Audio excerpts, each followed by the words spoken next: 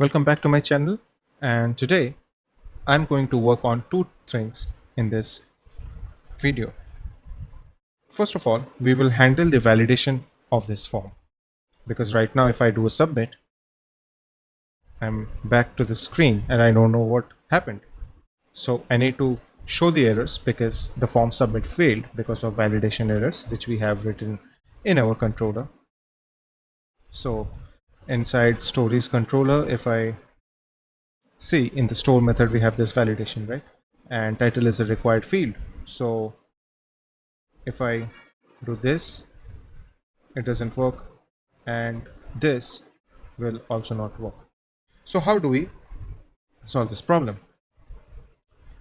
Well, I go to my blade file, and whenever there is a validation error, okay, we will get an errors object, and on that we can just pass the name of the field in question. If I hit save, this is being displayed. If I type A and hit save, it says the title must be at least 3 characters. So my message is being displayed. However, this is not what I want. So as per Bootstrap, I can add a class which is Invalid Feedback.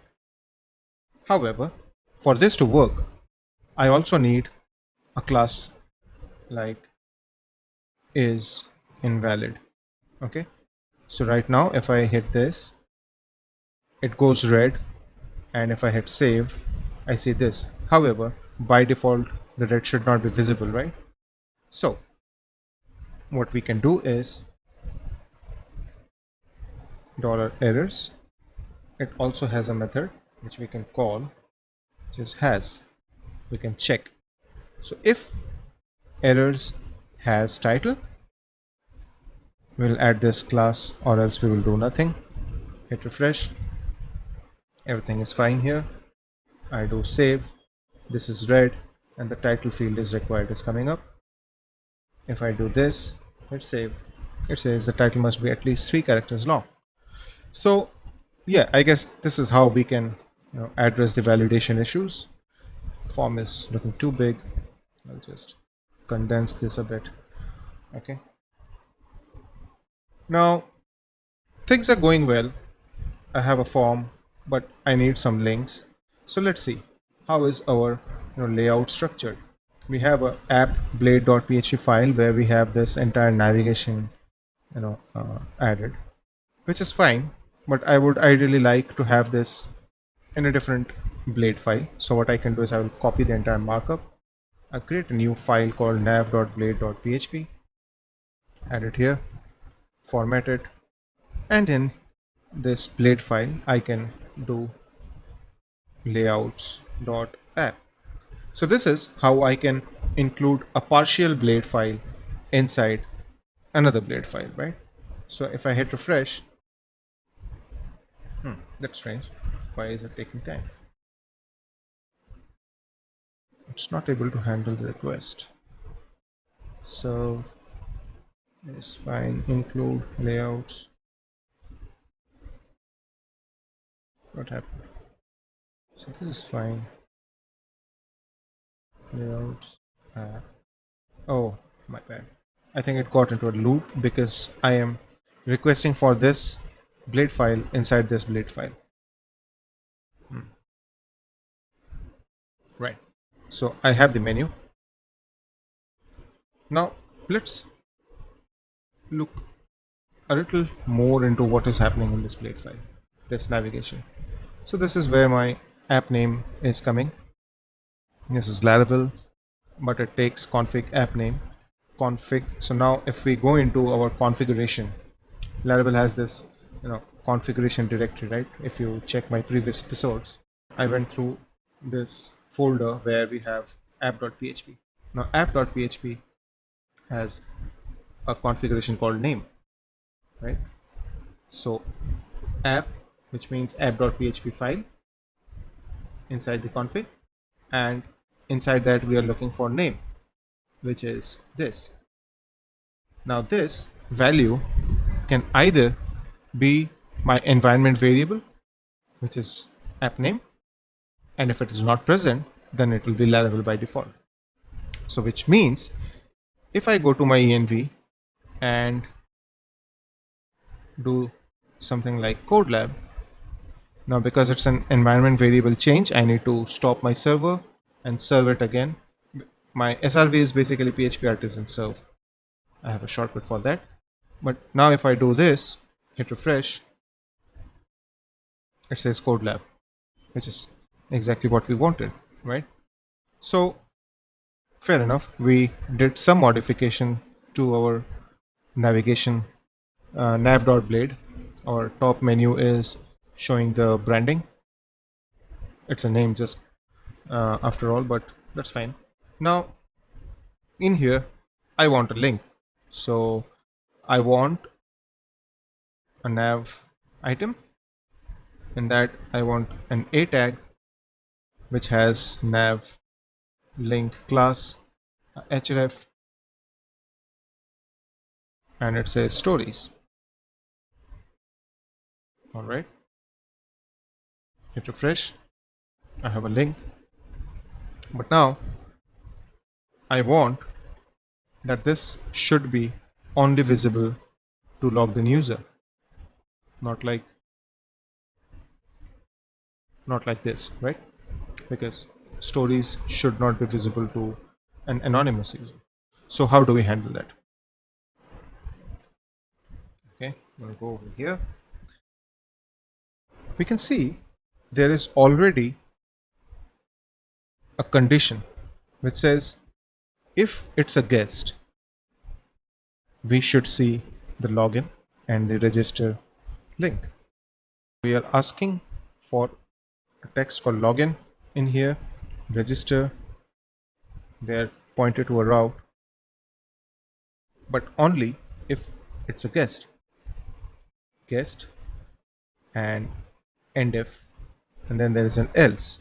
This is for the logged in user, where basically we have the user's name, a drop down which has the logout link, which basically does a form submit. Okay, but in here we want @auth and end auth. So how do I know that this is available? Let me first see this is working.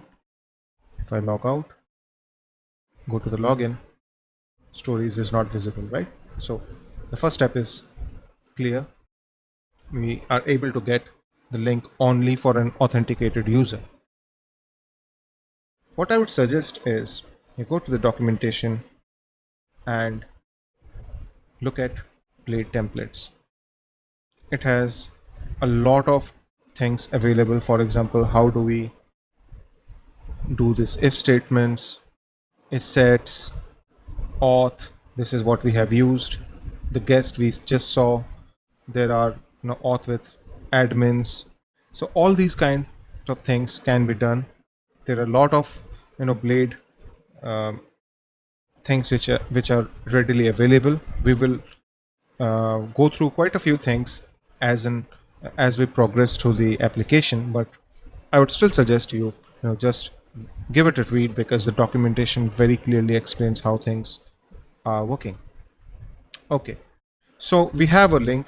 It is a hash link.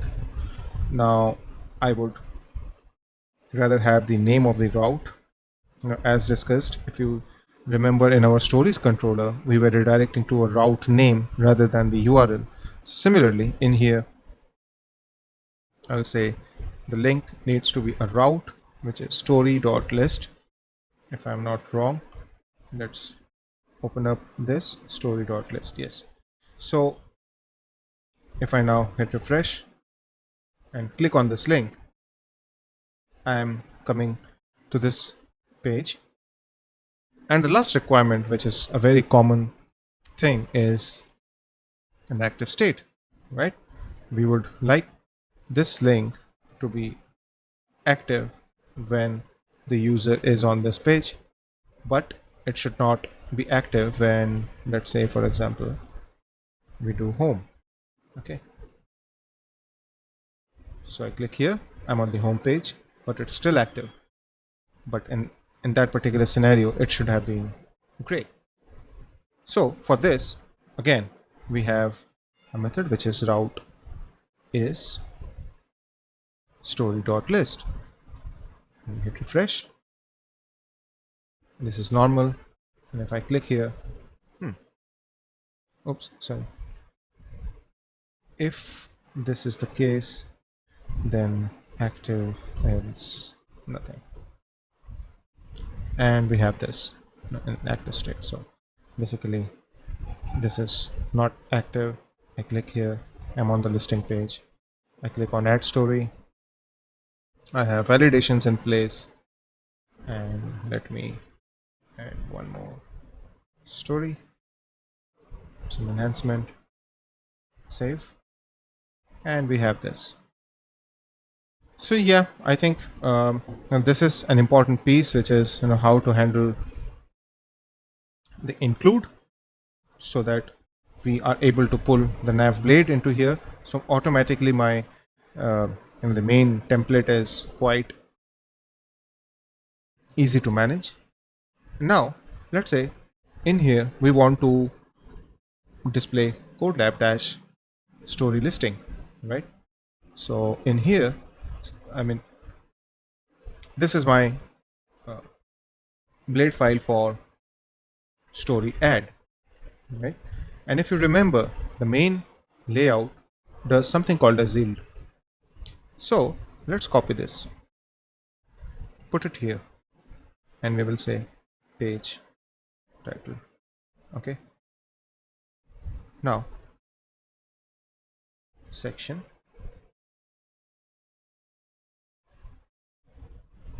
page title. Let's just say add a new story. Will this work? Yes.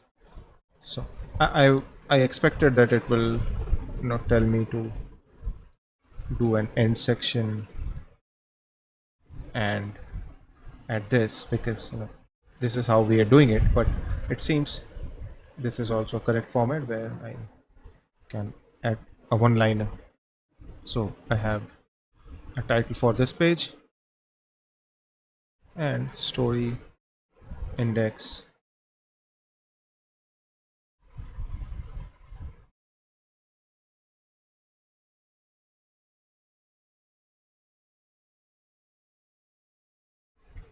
If I click here,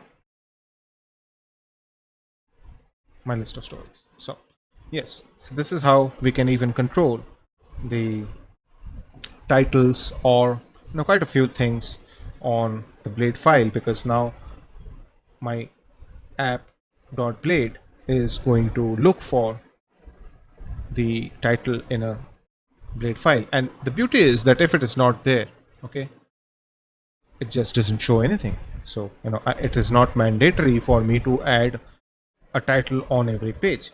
So if you already have a big website when you need to add the titles, you can add it as an yield function, but still it is not mandatory that you need to add them on all pages. So you can do it iteratively. So yeah, this is one more interesting piece which you can do. But not the least, I think one of the most common requirement is to add this new ticket, and we have 3, and let's say we want a pagination, right? So how do we do that? This is my index. There's a magic method called pagination, okay, which will allow me to go into my index file. I have this for each loop in here. Then we have the table, and because we have stories and this is paginated, so we get a pagination, length aware pagination object on which I can do stories, and on that the render method.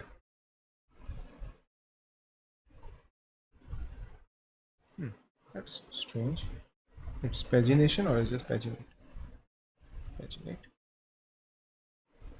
Yep. So I can do paginate, and now I have two issues on the first page. I click here, We are on page 2.